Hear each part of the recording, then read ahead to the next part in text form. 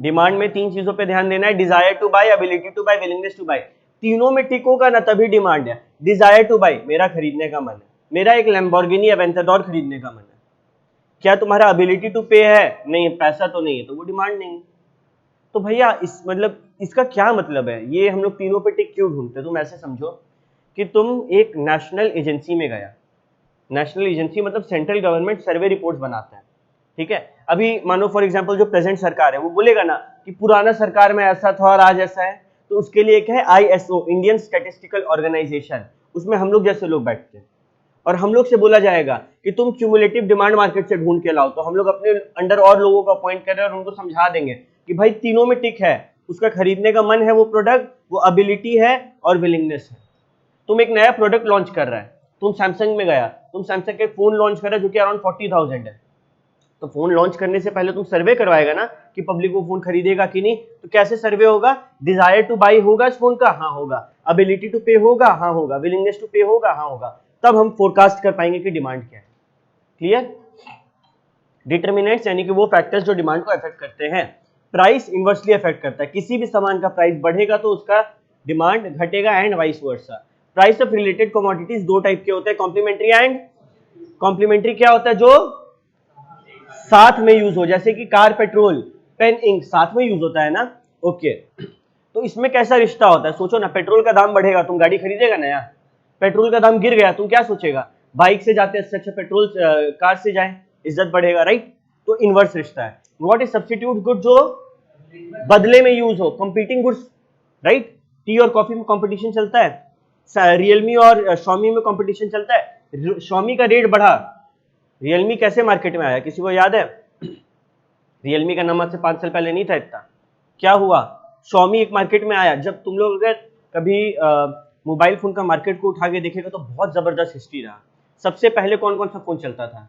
Nokia, Samsung, Sony Ericsson एक था, एक मोटोरोला था और एक HTC था, ठीक है, ब्लैकबेरी था। ये सब बड़ा प्रीमियम फोन है। HTC ब्लैकबेरी मतलब उस टाइम का एप्पल से भी ज्यादा महंगा, ठीक है। आज HTC और ब्लैकबेरी का नाम है नहीं है। शॉमी नाम का एक जब कंपनी आया जो लो सेगमेंट का फोन बनाता था, उससे पहले कुछ फोन बिकता था, माइक्रोमैक्स, कार्बन, लेमन, स्पाइस, कुछ भी बचा नहीं बचा। शॉमी सबको खा गया। और शॉमी को खाने के लिए कौन आया? रियलमी। रियलमी क्या किया था पता है? रियलमी सर्वे करवाया। रियलमी, ये एक चार्टर्ड अकाउंटेंट बैठा और एक सॉफ्टवेयर इंजीनियर बैठा, एक हार्डवेयर इंजीनियर बैठा। ये लोग सॉफ्टवेयर इंजीनियर और हार्डवेयर इंजीनियर समझाए कि देखो भाई, ये मेरा लिस्ट है, ये फोन है, हम कितना में इशू करें। तो जो चार्टर्ड अकाउंटेंट है वो देखा, अच्छा शॉमी जो है ये फोन 15,000 में इशू करता है, हम लोग इसको कम में कैसे बेच सकते हैं? चार्टर्ड अकाउंटेंट बोले। फिर जो उसका मार्केटिंग मैनेजर था बोले, काम करो ना, तुम लोग मार्केटिंग मत करो। तुम लोग देखा होगा रियलमी जब नया नया आया, उसका कोई ब्रांड एम्बेसडर नहीं, कहीं पोस्टर नहीं लगता, कहीं एडवर्टीजमेंट नहीं होता, खाली एक नाम आया कि हाँ भाई रियलमी इंडिया का कंपनी है, आ रहा है। क्या वो इंडियन कंपनी था? नहीं। ओप्पो का जो CEO था माधव सेठ, वो इसको बनाए थे। वो है चाइनीज, सब कुछ चाइनीज है, बट वो माधव सेठ के अंदर में बना तो उसको इंडियन नाम दिया गया और ये उसका पब्लिसिटी का मैटर बना कि ये फोन इंडिया कंपनी का है। समझ रहे हैं? तो ये सब चीज हम लोग का काम में आता है। अभी सब्स्टिट्यूट गुड में कैसा रिश्ता है? शॉमी और रियलमी, शॉमी रेट बढ़ाएगा, रियलमी का डिमांड क्या होगा? बढ़ जाएगा। कैसा रिश्ता है? दोनों बढ़ रहा है। क्या रिश्ता है? डायरेक्ट है, positive positive plus plus plus आएगा। दोनों का शॉमी का दाम गिरा, रियलमी का डिमांड क्या होगा? गिर जाएगा। ओके, फिर इनकम ऑफ कंज्यूमर कैसे इफेक्ट होता है? तेरे पास ज्यादा इनकम है तो तुम ज्यादा सामान खरीदेगा, डायरेक्ट है। लेकिन कुछ गुड्स का इनकम, कुछ गुड्स का जो डायग्राम है कुछ और बनता है, जिसको बोलते हैं इंफीरियर गुड्स। इंफीरियर का मतलब छोटा फील करना। कुछ प्रोडक्ट्स है जो छोटे इन नेचर होते हैं, ठीक है। फॉर एग्जाम्पल हम राइस का लेते हैं, हमेशा राइस अलग अलग क्वालिटी के आते हैं, ठीक है। सबसे ऊपर कौन सा है? बासमती, गोविंदभोग, ये सब। नीचे में कौन सा है? कतरनी, उसना चावल, ये सब। तुम लोग अभी उसना चावल खा रहे हैं, तुम लोग का इनकम है 10,000 रुपया, बढ़ के 15,000 हुआ, तुम अभी भी उसना चावल खाएगा। तुम थोड़ा बेटर में जाएगा कि चलो कतरनी खाते हैं। तुम्हारा इनकम 70,000 हो गया तो तुम क्या बोलेगा? हम गोविंदभोग खा रहे हैं। क्या हो रहा है? इनकम बढ़ रहा है, तो कतरनी चावल का डिमांड क्या हो रहा है? घट रहा है। उल्टा रिश्ता हो गया। जबकि नॉर्मली क्या होता है? इनकम बढ़ने पे डिमांड बढ़ना चाहिए ना। यही है कौन सा? इंफीरियर गुड्स का concept, right. Okay, next, test and preferences depend करता है, जैसे कि 3 अलग अलग इफेक्ट है, डेमोन्स्ट्रेशन या फिर बैंड वैगन इफेक्ट। क्या होता है बैंड वैगन इफेक्ट में? ट्रेंड, वेरी गुड, फैशन या फिर trend. Example fidget spinner. Fidget spinner क्या कोई काम का चीज है? अचानक से इसका क्रेज बढ़ा था ना बीच में, क्यों? ट्रेंड था, ठीक है। और कुछ चीजें जैसे कि स्नॉब इफेक्ट में आते हैं, इतना ज्यादा कॉमन हो जाता है कि तुमको लेने का मन नहीं करेगा। जैसे कि फ्लिप फ्लॉप जो आते हैं, ठीक है, वो एक फैशन का आइटम है, बट इतना ज्यादा कॉमन हो गया, हर कोई पहनने लगा कि उसका सेल गिर गया, इसी कारण से कि वो इतना कॉमन है। और एक इफेक्ट है वेबलिन इफेक्ट, मतलब जो रईस लोग होते हैं, जो कॉन्स्पिशियस कंजम्पशन करते हैं। What is conspicuous consumption? इस उम्मीद से कंजम्पशन करना कि हमको महंगा चीज चाहिए ताकि हम रईस दिखे, दिस इज कॉन्स्पिशियस कंजम्पशन, दिखावा में जाना, ठीक है। तो जो लोग दिखावा में जाते हैं, जो रिच लोग होते हैं, वो लोग क्या करते हैं? ज्यादा महंगा सामान खरीदते हैं, है ना। हम लोग टीवी वगैरह में देखते हैं ना कि रिच लोग ऐसे बैठे हुए और वो लोग शो ऑफ करें कि ये 80,000 का सामान है, ये 20,000 का सामान है, तो वो लोग पैसा का शो ऑफ करते हैं। तो इसमें क्या होगा? इसमें जितना ज्यादा दाम बढ़ेगा उतना ज्यादा डिमांड बढ़ेगा। बहुत बार कंज्यूमर का एक्सपेक्टेशन भी मैटर करता है। मानो कंज्यूमर को लग रहा है कि फ्यूचर में किसी चीज का दाम बढ़ने वाला है। इवांका तुम बताओ, फ्यूचर में अगर आलू का दाम 500 रुपए केजी होने वाला है, आज 400 रुपए केजी है, तुम्हारा आज का डिमांड क्या होगा? आज तुम ज्यादा खरीद के रख लेगी। प्रेम तुम बताओ, फ्यूचर में आलू का दाम गिरने वाला है, आज वो महंगा बिक रहा है, तुम क्या करेगा? आज डिमांड, वेरी गुड, घटा देगा। और भी बहुत सारा मैटर इफेक्ट करता है डिमांड को, साइज ऑफ पॉपुलेशन, फिर पॉपुलेशन में कौन लोग कैसे लोग हैं। फॉर एग्जांपल हम क्या दिए थे कि साइज जहां पे ज्यादा पॉपुलेशन होता है वहां पे तुम लोग मॉल खोलता है। आज अगर हम लोग देखें कतरास में मॉल है, नया नया खुल गया क्या, बट वहां पे मॉल नहीं खुलता जनरली, क्यों? क्योंकि वहां का पॉपुलेशन उतना ज्यादा नहीं है, राइट। और वहां का पॉपुलेशन का कंजम्पशन भी वैसा, कॉम्पोजिशन भी वैसा नहीं है। वो लोग क्या करेंगे? वो लोग प्रेफर नहीं करेंगे मॉल। मॉल को बढ़ावा देगा क्या? वहां का आदमी लोग है कि हम लोग लोकल बिजनेस को सपोर्ट करना चाहते हैं, ठीक है। और धनबाद में मॉल कहाँ खुला?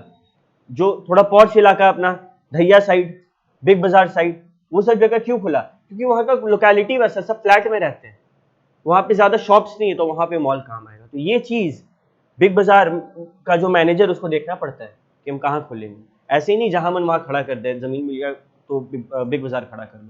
फिर कॉम्पोजिशन में कल्चर देखते हैं, जेंडर देखते हैं, एज देखते हैं, राइट।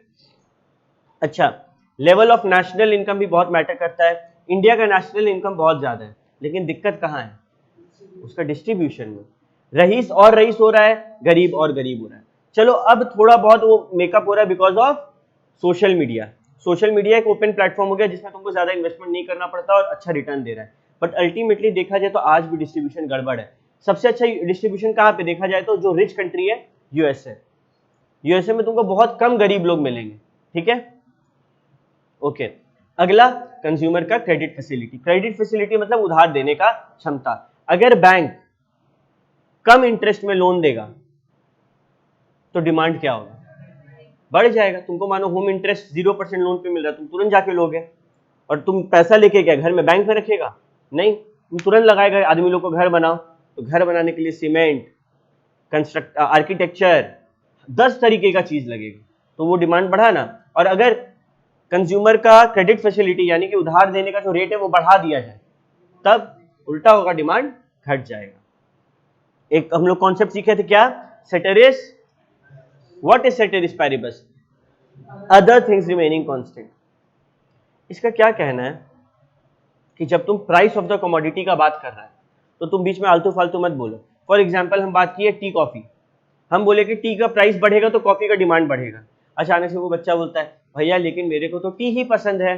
बोलता है सेटेरिस पैरिबस, कोई मतलब नहीं है तुमको क्या पसंद है, other things remaining the same, बाकी सब सेम मानो पूरा देश के लिए। और ये एक अजम्पशन है, क्या असल में ऐसा हो सकता है?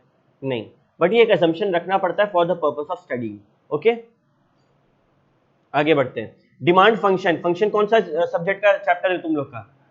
मैथ्स में। तुम लोग का मैथ्स था, पढ़ी थी फंक्शन, रिलेशन एंड फंक्शन। क्या होता है? ये एक मैथमेटिकल रिप्रेजेंटेशन होता है, सिंबॉलिक स्टेटमेंट होता है जो दो अलग वेरिएबल्स में रिश्ता दिखाए। भैया एक बार एग्जांपल से समझाइए ना। हम समझाए थे ना, कार किसके ऊपर डिपेंडेंट है? पेट्रोल। क्या पेट्रोल का बिकना कार के ऊपर डिपेंडेंट है? पेट्रोल का 10 अलग यूसेज है, तुम लोग को पता है ना, पेट्रोल बहुत काम में यूज आ सकता है, ठीक है। तो डिपेंडेंट वेरिएबल क्या हुआ? कार। इंडिपेंडेंट वेरिएबल क्या हुआ? पेट्रोल। और दोनों के बीच में जब हम मैथ्स का कोई इक्वेशन के जरिए रिश्ता दिखाएं, वो फंक्शन। ठीक है। फंक्शन अपना यहाँ पे क्या होता है, फॉर एग्जाम्पल डी एक्स है, तो ये बोल रहा है डिमांड ऑफ कमोडिटी एक्स है। ये क्या है, तुम्हारे डिपेंडेंट है या फिर इंडिपेंडेंट है? भैया डिमांड तो डिपेंडेंट है ना, कितना सारा फैक्टर पढ़ के आए। ठीक है, इज इक्वल टू एफ यानी कि फंक्शन ऑफ, और ब्रैकेट में सारा जो डिटर्मिनेंट पढ़े सबका फर्स्ट लेटर लिख दिया। भैया ये बैठ के रखना है, याद करना है? नहीं, ये कॉमन सेंस है। ठीक है, तुमको ये याद रखना है कि demand function is the mathematical representation of demand and it's determinants, in which demand is dependent on its determinant. What is the independent element in this? Its determinant. जो जितना भी फैक्टर है उसको डिमांड से फर्क पड़ता है? नहीं। प्राइस डिमांड से फर्क पड़ता है क्या? प्राइस डिमांड से फर्क पड़ता है। कॉमन सेंस लगाओ। आज इस क्लास में मानो पूरा क्लास का एक एक सीट भर गया, सिर्फ एक सीट बाकी है, तो क्या तुम लोग से जो फीस ले वो बच्चे से भी उसी फीस लेंगे? मानो बाहर और भी लोग खड़े हैं एडमिशन के लिए, तो हम चाहे तो ज़्यादा दाम ले सकते हैं ना एक सीट का। कॉलेजेस में क्या होता है, बड़े बड़े कॉलेजेस में जब लिमिटेड सीट होते हैं तो उसका रेट लग जाता है ना, इतना लाख रुपया देगा तभी तुमको हम एडमिशन देंगे। समझ आ रहा है बात? Okay, next law of demand. Again, what is the law of demand? कौन बता पाएगा?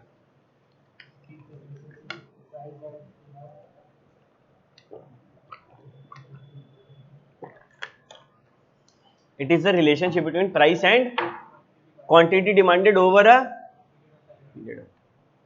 इसमें भी सेटिस्फाई, जो अपन पढ़ के आए, जो सवाल हम अभी तुम लोग से पूछे ना कि इसका प्राइस बढ़ेगा तो डिमांड क्या होगा, तुम लोग बोली गिरेगा, राइट? यही तो लॉ ऑफ डिमांड है। क्या लॉ ऑफ डिमांड बोलता है कि ऐसा हर जगह होगा। ये मोबाइल का दाम, प्राइस बढ़ेगा तो इसका डिमांड गिर जाएगा, प्राइस गिरेगा तो इसका डिमांड बढ़ जाएगा। इसका एग्जाम्पल भी दिखाया गया, एप्लीकेशंस भी दिखाया गया। देखो डिमांड, अच्छा ये तो डिमांड शेड्यूल है, रुको देखो, law of diminishing marginal utility अभी नहीं आया है ना? ठीक है, law of diminishing marginal utility ये क्या होता है?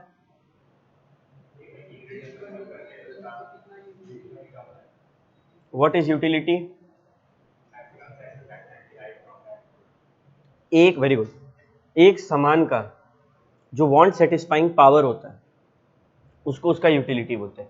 पानी का वांट सेटिस्फाइंग पावर है कि वो प्यास बुझाता है, खाना का वांट सेटिस्फाइंग पावर है कि वो भूख मिटाता है, कपड़ा का वांट सेटिस्फाइंग पावर है कि वो हम लोग को प्रोटेक्ट करता है, फैशन भी है उसका एक स्टेटमेंट, मोबाइल का भी अपना वांट सेटिस्फाइंग पावर है, सबका यूटिलिटी होता है। क्या यूटिलिटी एंड यूजफुलनेस एक चीज है? नहीं भैया। सिगरेट यूजफुल होता है क्या? नहीं, लेकिन यूटिलिटी डिराइव होता है ना, वांट सेटिस्फाई होता है ना, लोगों का तलब शांत होता है ना। ठीक है, समझ रहा बात को?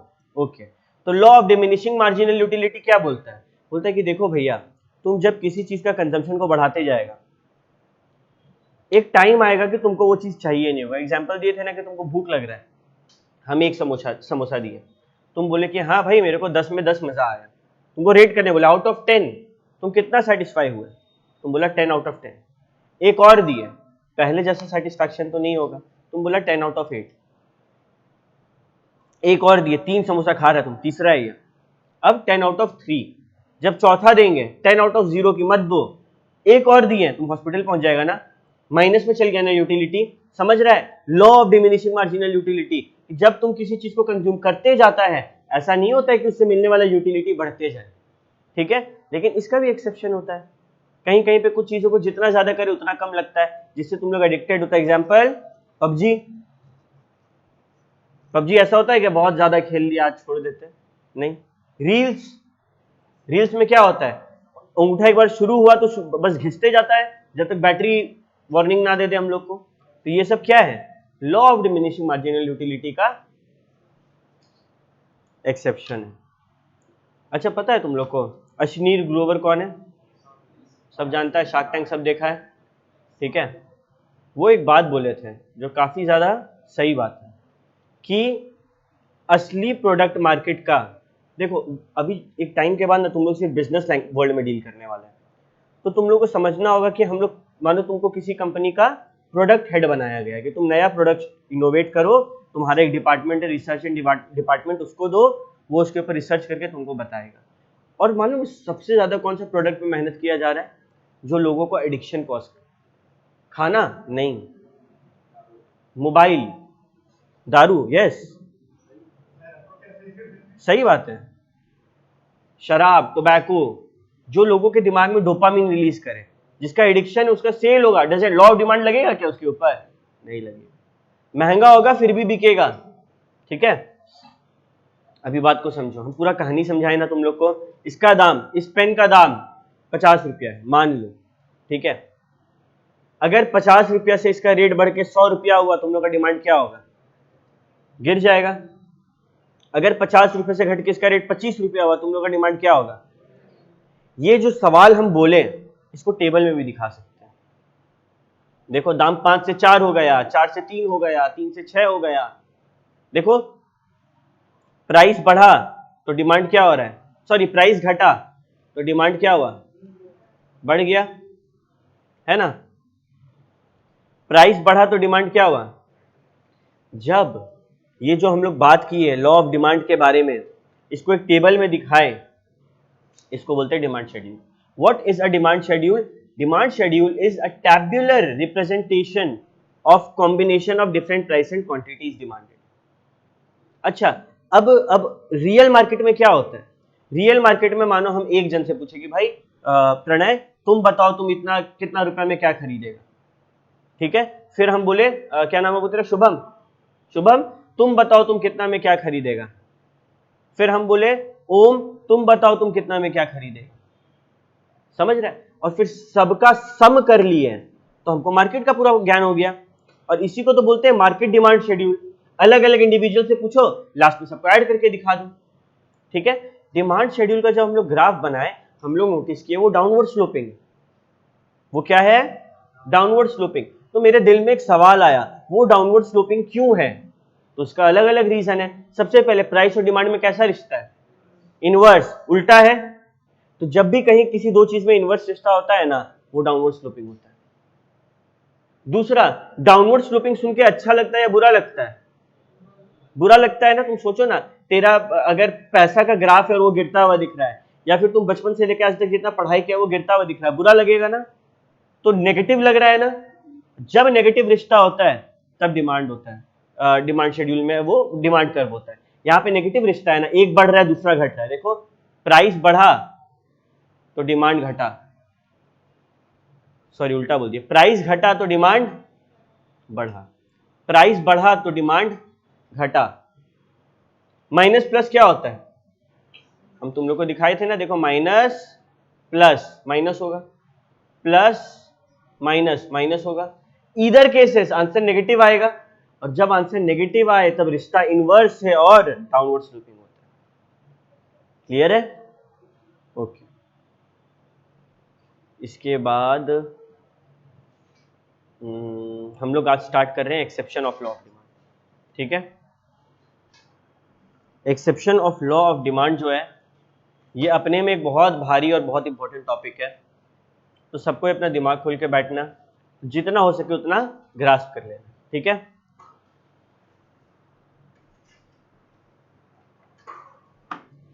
Exception of law of demand में लिखना शुरू करो। इन सम केसेस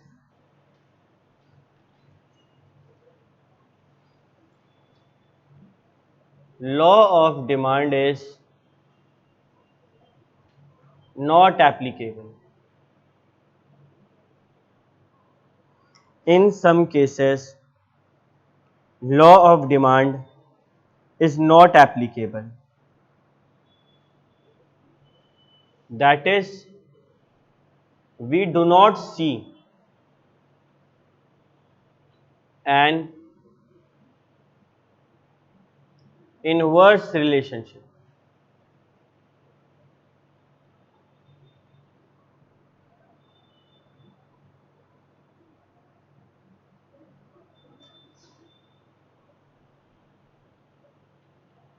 पहला example, conspicuous goods. Conspicuous goods. Some consumers measure utility of a commodity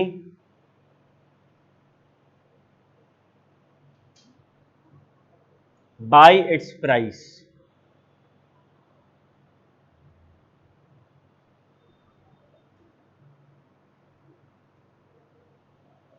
मतलब ये लोग क्या सोचता है पता है,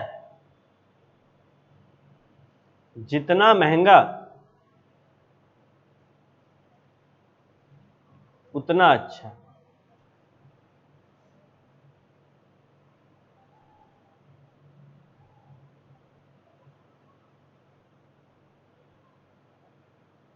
अरे आधा चना, कंफ्यूज हो गए थे, यही होगा ना, आदत छूट गया ना हिंदी लिखने का। तुम लोग का भी आएगा थोड़ा दिन में ये टाइम, टेंशन मत लो, ठीक है। ओके, दूसरा वर्ड में higher price indicates higher prestige value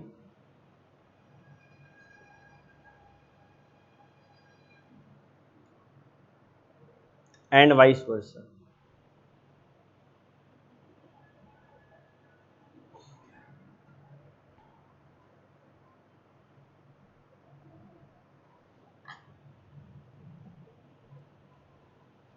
example,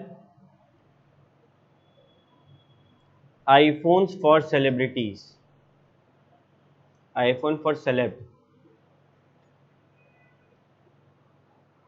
ठीक है।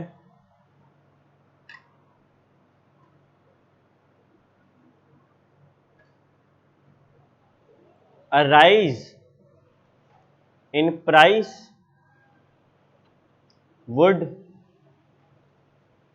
result in rise in demand। ये कैसा रिश्ता है, प्राइस बढ़ रहा है डिमांड बढ़ रहा है, कैसा रिश्ता है, डायरेक्ट। और लॉ ऑफ डिमांड कैसा रिश्ता एस्टेब्लिश कर रहा है, इनवर्स, तो उसका एक्सेप्शन हुआ ना।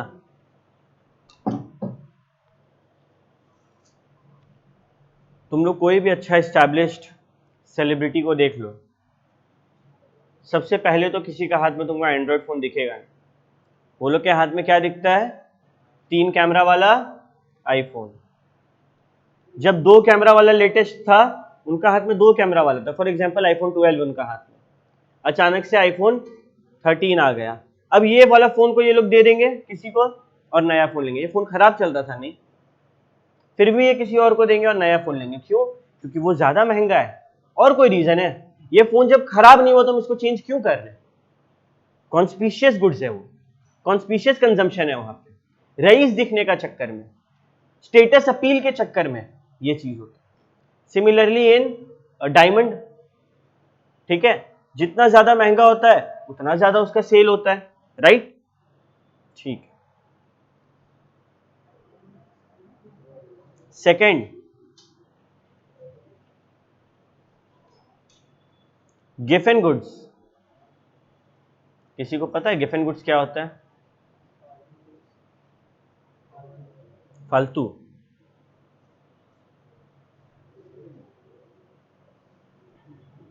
देखो in some cases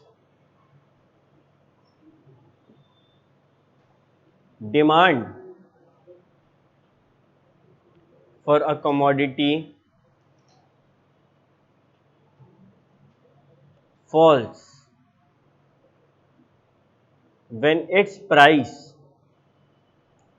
falls and vice versa। सवाल उठा गिफन गुड्स क्या होता है, हम लोग कौन कौन सा गुड्स अभी तक पढ़े हैं, नॉर्मल और इंफीरियर पढ़ लिए ना, अब गिफन पढ़ रहे हैं, goods which are inferior, goods which are inferior in nature,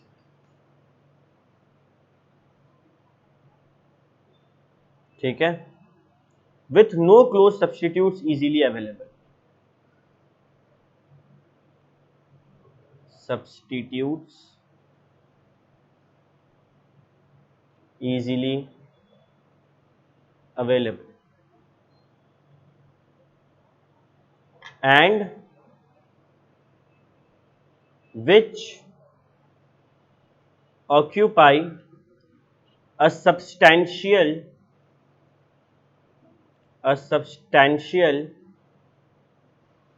place in consumers budget.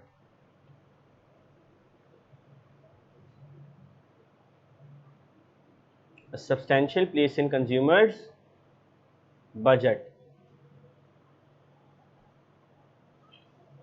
Example,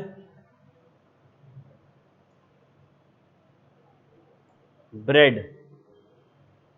Example, बाजरा. बाजरा सबसे बेस्ट एग्जाम्पल होता है गिफन गुड्स का. What is bajra?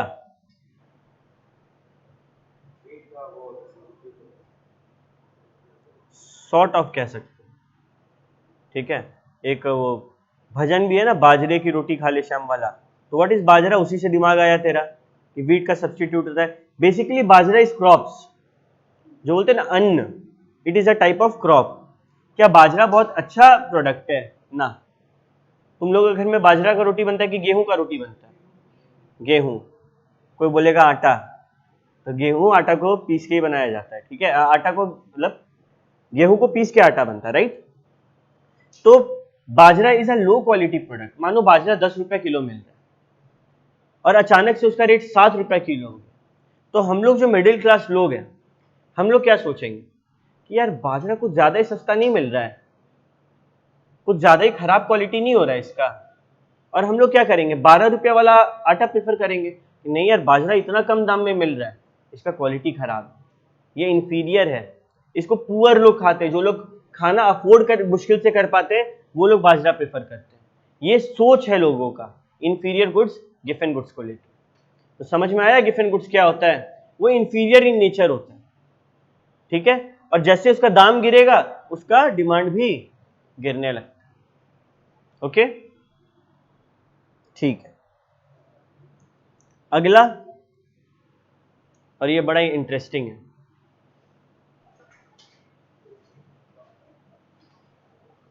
Conspicuous necessities. Conspicuous necessities. The demand for some goods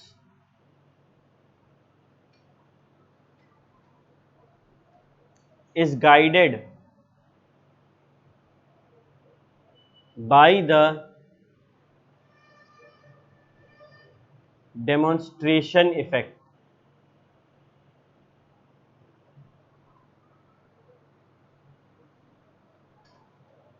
That is, क्या था demonstration या bandwagon effect?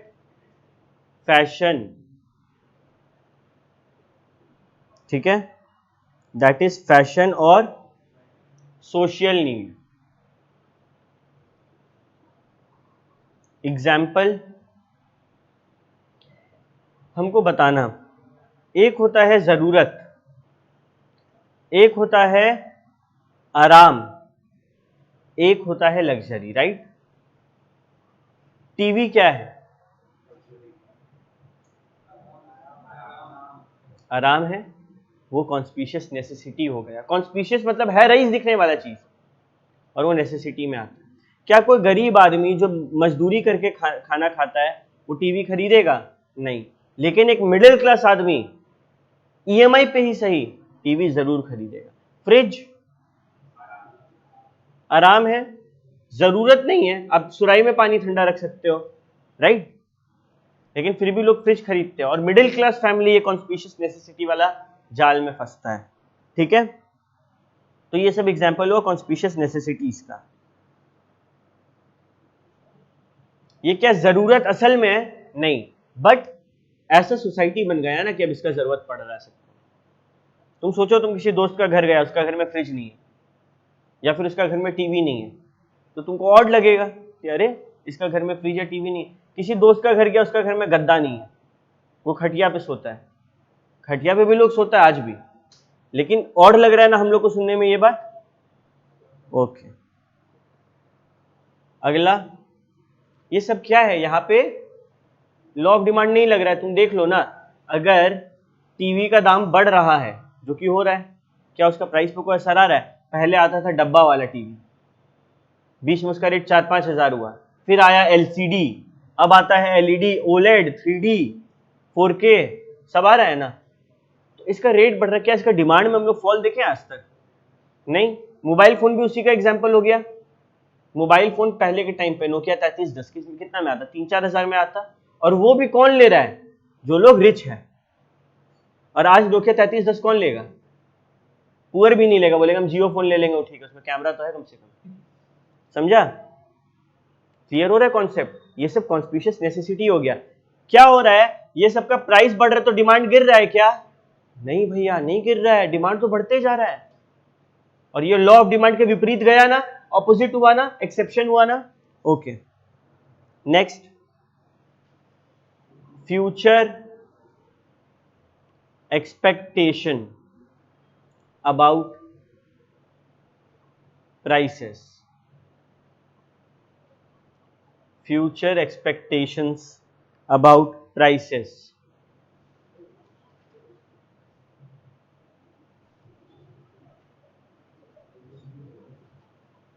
तुमको लगा कि फ्यूचर में प्राइस राइज करेगा, तुम आज डिमांड क्या कर लेता है? बढ़ा देता है। फ्यूचर में प्राइस फॉल करेगा, आज डिमांड क्या करता है? घटा देता है। यही तो है। क्या लॉ ऑफ डिमांड फॉलो हो रहा है? देखो हम फिर से बता रहे, जो नया बच्चा लोग आया है, अगर हम पी के राइट हैंड साइड में प्लस मतलब बढ़ाने का साइन दिए तो इसका इफेक्ट डी के राइट हैंड साइड में, ठीक है? अगर पी के लेफ्ट हैंड साइड में गिराने का इफेक्ट दिए तो इसका इफेक्ट डी के लेफ्ट हैंड साइड में। ये हम लोग का क्लास का चीट कोड हो गया, ठीक है? ओके, तो रिश्ता कैसा है? लॉ ऑफ डिमांड बोलता है डायरेक्ट रिश्ता के बारे में। समझ में आ रहा है प्रणय? समझ रहा है ना बाबू? ठीक है, ओके। ये फ्यूचर एक्सपेक्टेशन अबाउट प्राइसेस ना, तुम लोग सोच भी नहीं सकता है। नहीं भी तो इस बैच में से ना एक बच्चा इस फील्ड में जाएगा। शेयर मार्केट जो है पूरा इस फील्ड पे बेस्ड है, पूरा का पूरा। तुमको प्रेडिक्ट करना होता है कि क्या प्राइस होने वाला है। और बहुत सारा चार्टर्ड अकाउंटेंट लोग को ना जेल हो जाता है इस चक्कर में। क्यों? अभी हम ऑडिट रिपोर्ट साइन किए, मेरे को तो पता है कि इसका P&L में कितना प्रॉफिट है। अगर हम ये बात अंदर से बाहर लीक कर दें कि भाई रिलायंस ना बहुत अच्छा प्रॉफिट कमाया है इस क्वार्टर, तुम रिलायंस का शेयर आज खरीद लो, कल जब ऑडिट रिपोर्ट निकलेगा तो उसका रेट बढ़ेगा, अच्छा न्यूज है, तब बेच देना। तो इससे तो चार्टर्ड अकाउंटेंट फायदा उठा सकता है। तो सबसे पहले बोला कि चार्टर्ड अकाउंटेंट और उसका रिलेटिव को समझा दिया जा रहा है कि वो लोग 2 लाख रुपए का फेस वैल्यू से ज्यादा का शेयर खरीद ही नहीं सकता जिस कंपनी का वो ऑडिट कर रहा है। अगर ऐसा है तो उस कंपनी का ऑडिट उसको वहीं पे छोड़ना होगा, यानी कि तुम और तुम्हारे रिलेटिव सबका चेक होगा। भैया कैसे चेक होता है? पैन कार्ड से। तुम लोग जब शेयर मार्केट में इन्वेस्ट करता है तो पैन कार्ड बनता है उससे। किसी का पैन कार्ड है? बाकी लोग नहीं बनवाया? पैन कार्ड सब बनवा लो, ठीक है? अराउंड 100-150 लगता है, ऑनलाइन बन जाता है। पैन कार्ड बनवा लो, ठीक? थोड़ा दिन में काम आएगा तुम लोग को। ओके, अगला, irrational behavior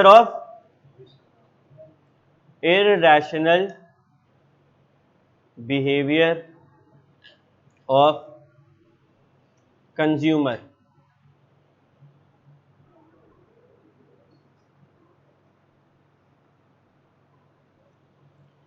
अच्छा, बेसिकली यहां पे क्या होता है पता है? फियर होता है। यहां पे क्या होता है पता है? जिद होता है।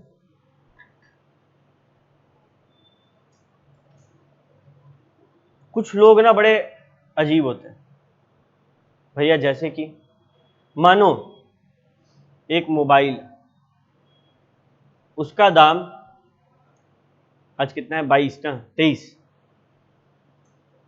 23 जून का था 20,000, 24 जून को हो गया 20,500, 25 जून को हो गया 21,000। प्राइस क्या हो रहा है?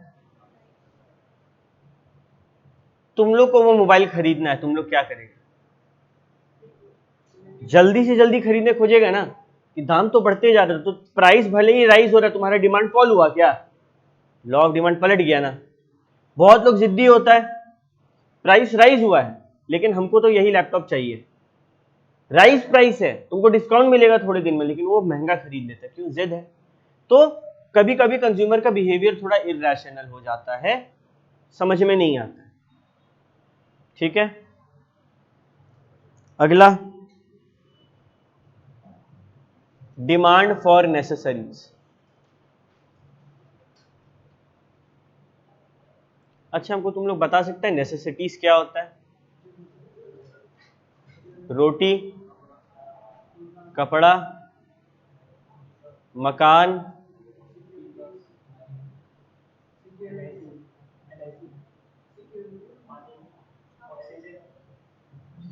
अबे ऑक्सीजन, पैसा इन लोग तुम लोग खरीदता है, हेल्थ, शर्म, बेशरम लोग, पढ़ाई भी जरूरी है जिंदगी में, तुम लोग उसको मतलब नेसेसिटी, लग्जरी समझ रहे हैं क्या? पढ़ाई भी तो जरूरी है ना। तो ये सब नेसेसिटीज होता है। क्या क्या स्कूल का फीस बढ़ता है तो तुम लोग को स्कूल से निकाल दिया जाता है? तुम लोग में से कितना जन राजकमल से हाथ उठाओ तो, राजकमल नीचे कर लो, नीचे। हमको पूछना चाहिए था कितना जन राजकमल से नहीं है। ठीक है, क्या हुआ? राजकमल का फीस बढ़ाया गया, क्या तुम लोग को स्कूल से निकाला? उल्टा और बच्चा आ रहा है, क्या लग रहा है कि ये अच्छा पढ़ाता होगा। कोई हॉस्पिटल है, वो अगर अपना इलाज का रेट बढ़ा लेता है तो क्या लगता है ये अच्छा करा। अच्छा, ये सब महंगा होने पे कम हो जाएगा। घर में शक्कर आना, सॉल्ट आना, अगर महंगा हो गया तो क्या कम पैकेट सॉल्ट आएगा? अभी भी एक आता है, तब भी एक आएगा। मान लो सस्ता हो गया तो क्या 25 पैकेट नमक मंगाएगा तुम एक महीना में? उतना ही आएगा जितना आता है। तो नेसेसिटीज, या तो डिमांड बढ़ेगा या फिर उतना ही रह जाएगा। क्या लॉ ऑफ डिमांड फॉलो हुआ? नहीं हुआ, है ना। ठीक है, डिमांड फॉर नेसेसिटीज।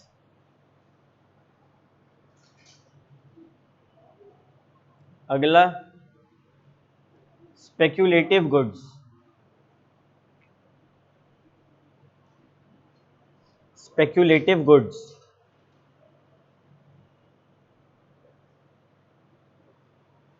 बेसिकली ये शेयर्स एंड स्टॉक मार्केट का बात कर रहे हैं। ये सब में क्या होता है? सट्टाबाजी,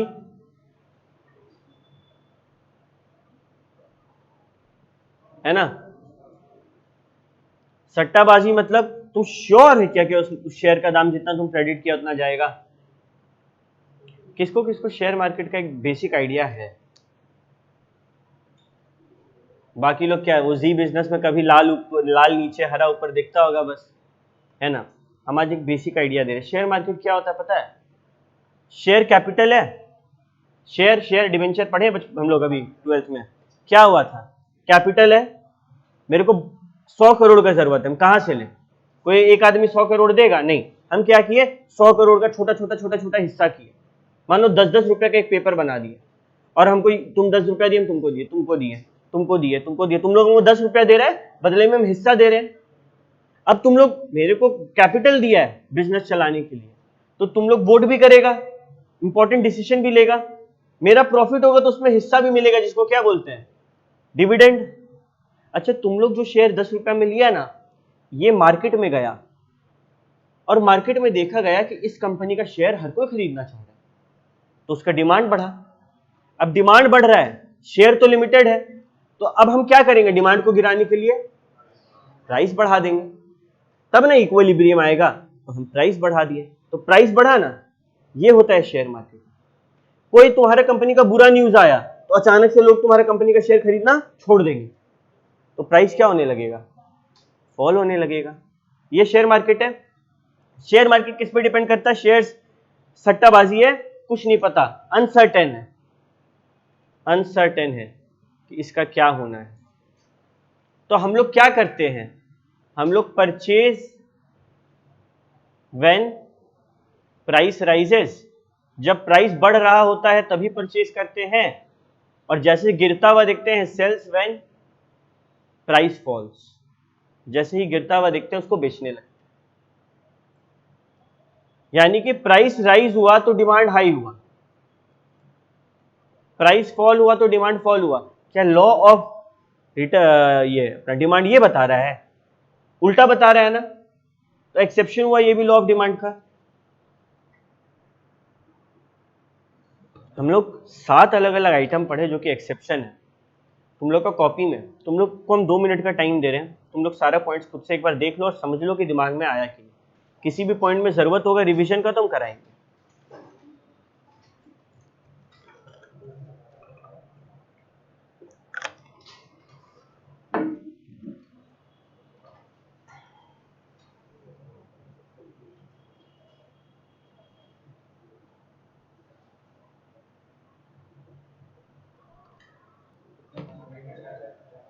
अब हम लोग आगे बढ़ते हैं।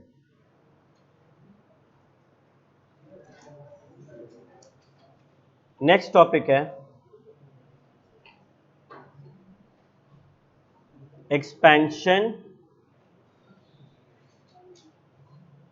And contraction of demand.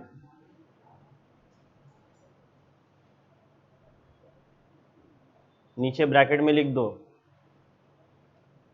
Movement, again I recommend using pains of अलग कलर्स। हम जो रेड में लिखते हैं वो रियली इंपॉर्टेंट होता है। Along the demand curve,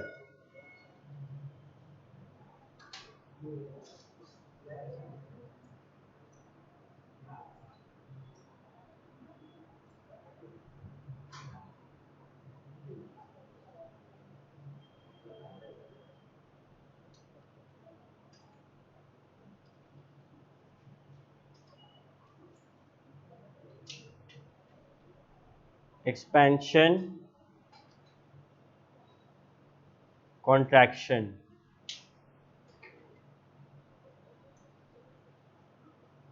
expand करना मतलब बढ़ना, मतलब राइज करना।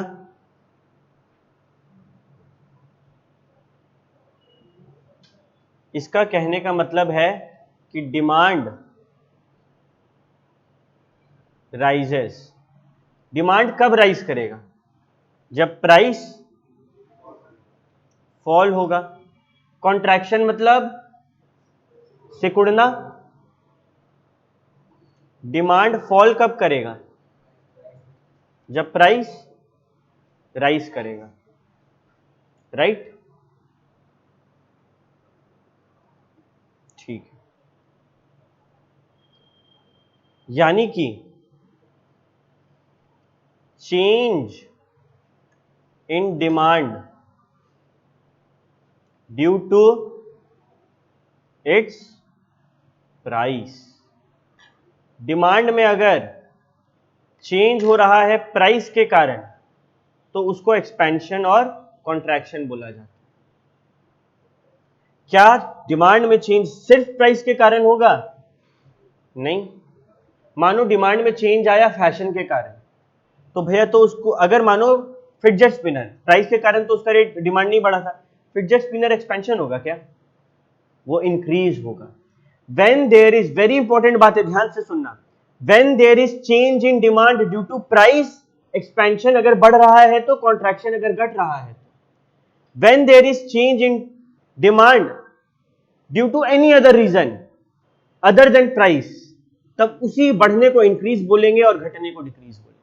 यहां पे वर्ड अलग अलग यूज हो रहा है। भैया तो क्या फर्क पड़ता है? फर्क पड़ता है। तुम लोग कल को जब मीटिंग में होगा और तुम लोग बोलेगा there is an expansion in our product, तो क्या समझेगा क्लाइंट कि प्राइस के कारण बढ़ा है, और तुम लोग बोलेगा there is an increase in our product, तो बोलेगा client how the increase came, it is not because of price. ये तो हमको समझ में आ गया कौन सा फैक्टर इंक्रीज लाया।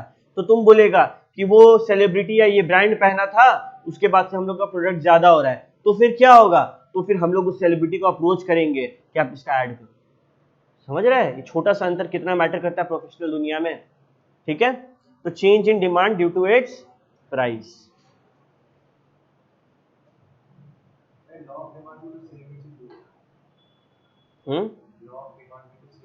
लॉ ऑफ डिमांड वो चीज बोलता है कि बढ़ता और घटता है, उस बढ़ने को एक्सपेंशन बोलते हैं और घटने को कॉन्ट्रैक्शन बोलते हैं। यहाँ पे ये हो रहा है, ठीक है। अच्छा, उसके नीचे हम रेड में क्या लिखवाए हैं, movement along the demand curve and movement. अच्छा, एक ही चीज लिखा है ना अभी तो, देखो दिखाते हैं, समझाने का कोशिश करते हैं, ध्यान से सुनो। नीचे में क्या होगा, तुम ही लोग जवाब देगा, हम नहीं देंगे। किसी मानो कुरकुरे का पैकेट, नहीं छोड़ो, पेन 10 रुपया का है, तुम 5 पेन खरीदा। अगर पेन का दाम बढ़ेगा और 11 रुपया हो जाएगा, तुम्हारा डिमांड क्या होगा, घट जाएगा। मानो अब तुम सिर्फ 3 पेन खरीदो। अगर प्राइस गिरेगा और 9 रुपया हो जाएगा, तुम्हारा डिमांड क्या होगा, बढ़ेगा, मानो 7 हो गए। जब डिमांड घटा, देखो डिमांड घटा, ये घटना ऑफ डिमांड क्या है, ये कॉन्ट्रैक्शन है। और जब डिमांड बढ़ा, देखो बढ़ा ना, ये क्या है, एक्सपेंशन। ये है फॉल इन डिमांड, कॉन्ट्रैक्शन। ये है राइज इन डिमांड, एक्सपेंशन। समझा। तो क्या यहां पे तुमको अलग अलग डिमांड कर्व दिख रहा है कि एक ही डिमांड कर्व है जिसमें सारा खेल हुआ, एक ही कर्व में सारा खेल हो गया ना, समझ रहा है, एक लाइन है ना डिमांड का, देखो। तो जब प्राइस इफेक्ट होता है, एक्सपेंशन कॉन्ट्रैक्शन होता है, और एक ही डिमांड कर्व में सारा टेंशन खत्म हो जाता है, ठीक है। चलो कॉपी कर लो इसको, ठीक है, कॉपी करो, बताते हैं, सबको कॉपी करो, हम रिपीट करेंगे। ये जो डाउनवर्ड मूवमेंट हो रहा है, downward movement along the demand curve, ये क्या है, एक्सपेंशन या कॉन्ट्रैक्शन।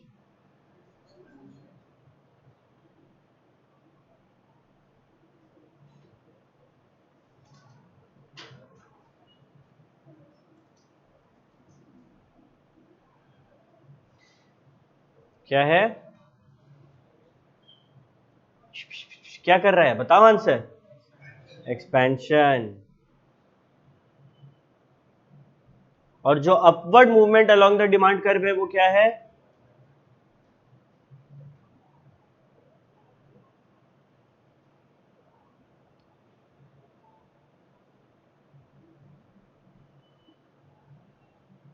वो है कॉन्ट्रैक्शन। इजी है।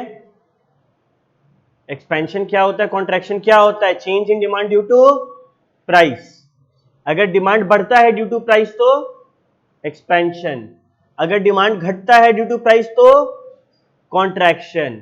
अगर fall in shift of demand curve downward है तो एक्सपेंशन, अगर shift along demand curve upward है तो कॉन्ट्रैक्शन। मेरा बात मानो, किताब में तुमको 100 और ज्ञान दिया रहेगा, क्वेश्चन कैसा भी पूछे, अगर तुम लोग को ये कॉन्सेप्ट जो हम पढ़ाए क्लियर है, तुम लोग आराम से सॉल्व कर लेंगे, ठीक है।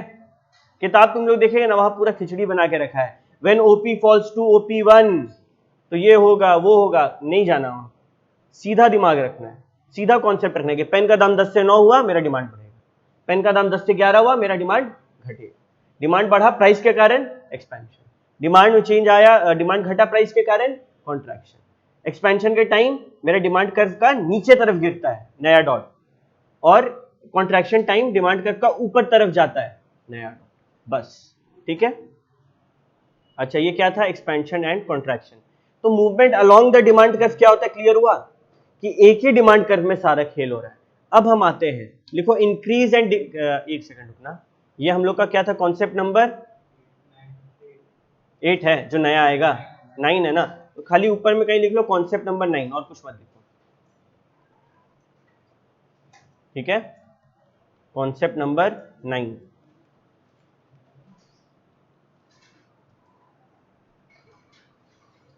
अगला, increase and decrease in demand. नहीं नहीं, कॉन्सेप्ट नंबर 10 नहीं है, ये 9 ही है, ठीक है, उसी के अंदर सीखते हैं। और इसमें क्या होगा, shift in the demand curve.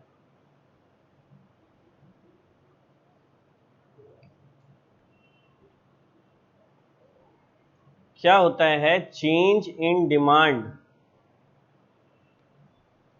Due to any reason other than price. ठीक है, प्राइस इज सेम और डिमांड इंक्रीज हो गया तो बोलते हैं इंक्रीज। प्राइस इज सेम और डिमांड फॉल हो गया तो क्या बोलते हैं, डिक्रीज। Price is same.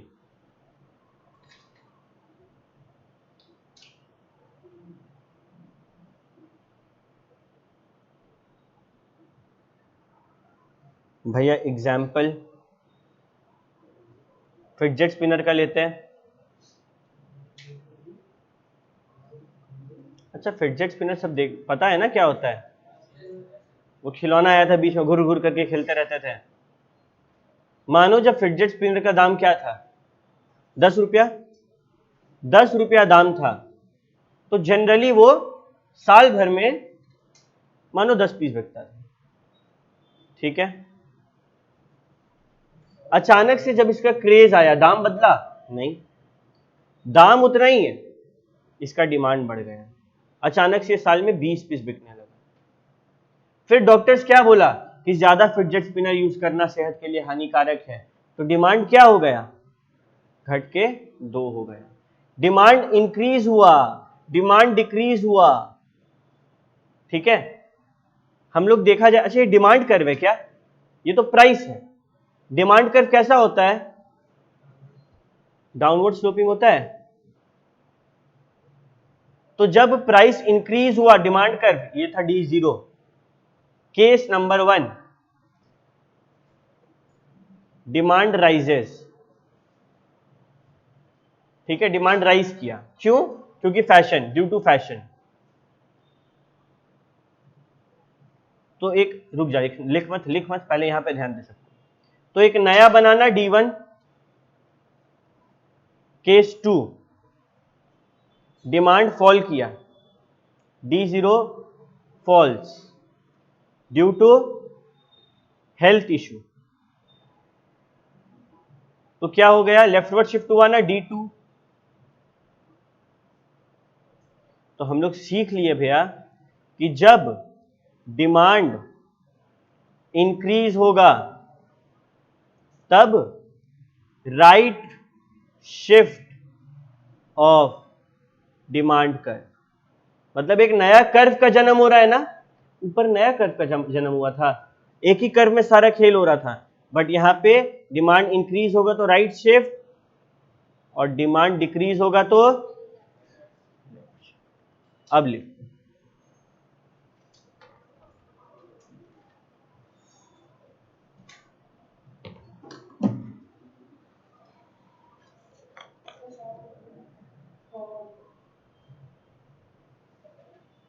पहले यहां पे कॉपी करो।